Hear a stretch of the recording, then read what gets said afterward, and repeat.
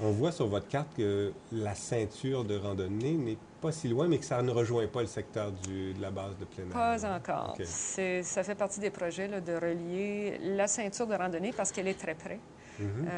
à la base de plein air. Et éventuellement, étant donné que tous les autres sentiers vont être reliés à la ceinture, bien là, tout citoyen, en principe, pourra partir de chez lui ou de chez elle et accéder éventuellement par des sentiers où il n'y a aucun motorisé jusqu'à la base de plein air. Fantastique. Ça correspond à combien de kilomètres de piste environ? Je ne pourrais vous le dire. Je peux vous dire que la ceinture, c'est environ 14-15 kilomètres, C'est une bonne randonnée. sans compter les boucles. OK. Alors, Donc, il y a si on peut faire des petits détours, des on petites peut boucles faire des en petits cours de route. détours. Il y a des secteurs qui sont plus... qui passent à travers des développements résidentiels. Mhm. Et en ce moment, il y a plusieurs secteurs où le développement résidentiel, bon, les terrains sont lotis, mais il n'y a pas encore de maisons de construites. Alors, c'est encore assez sauvage, la ceinture, sauf quelques petits secteurs. Mais oui, on peut partir et faire une randonnée complète.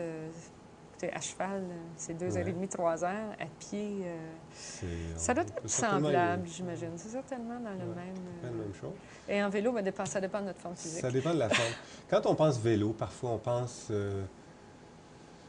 jeune, un petit peu fonceur. Adrénaline. Rapide, les casques, on prend des risques, on descend en faisant du dérapage, etc. Est-ce que la cohabitation se fait bien?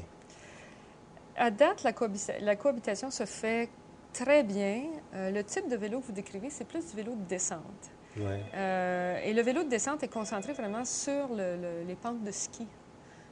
Donc, ce qu'on retrouve dans la ceinture, c'est plus des gens qui font du cross-country, de l'endurance, du cardio, des gens qui sont en assez bonne condition.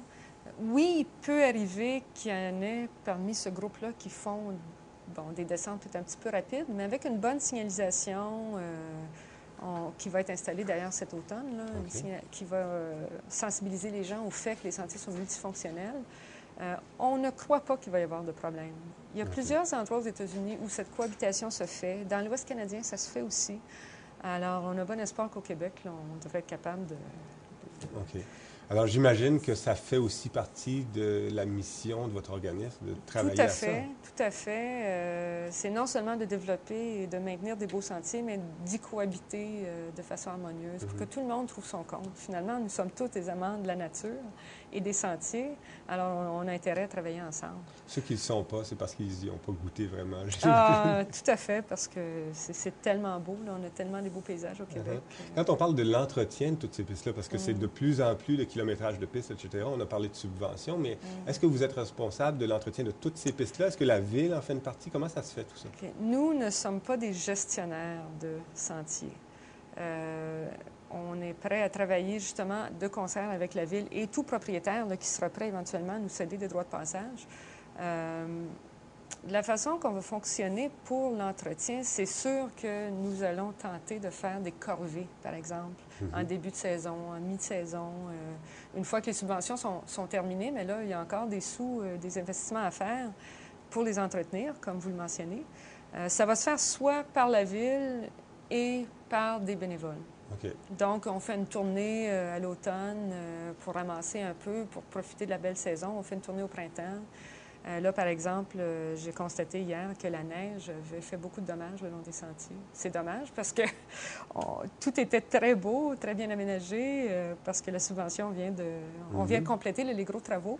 Et puis la neige, le poids de la neige sur les feuilles, les petites neiges qu'on a eues, a fait tomber plusieurs arbres. Donc là, il y aurait lieu, justement, de faire le tour, puis d'enlever les branches qui sont tombées. Je ne crois pas que ça soit à ce point-là, mais c'est sans doute la formule qu'on va proposer. C'est qu'il y a une partie de gros travaux. S'il y a des gros travaux, ce sera la Ville. Et s'il y a des corvées à faire, bien là, on demandera à nos membres. J'imagine que vous êtes ouvert à accueillir d'autres membres qui partagent votre vision de, justement, cette cohabitation, cet entretien, aussi favoriser le développement de ce réseau-là. Tout à fait. Tout aide, tout appui et vous adressez pas juste aux gens de Beaumont directement? Non. Effectivement, on a des membres d'un peu partout à travers le Québec. Une vocation régionale.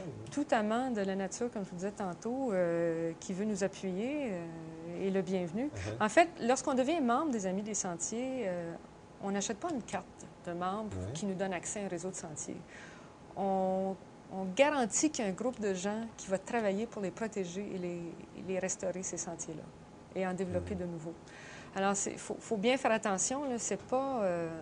lorsqu'on devient membre, on n'adhère pas à un réseau de sentiers particulier où on doit payer des droits d'accès. On appuie un groupe de citoyens qui a réussi quand même en 2 ans à faire des progrès énormes, comme obtenir une subvention, qui a réussi à influencer les élus municipaux pour qu'on ait des beaux sentiers à partager.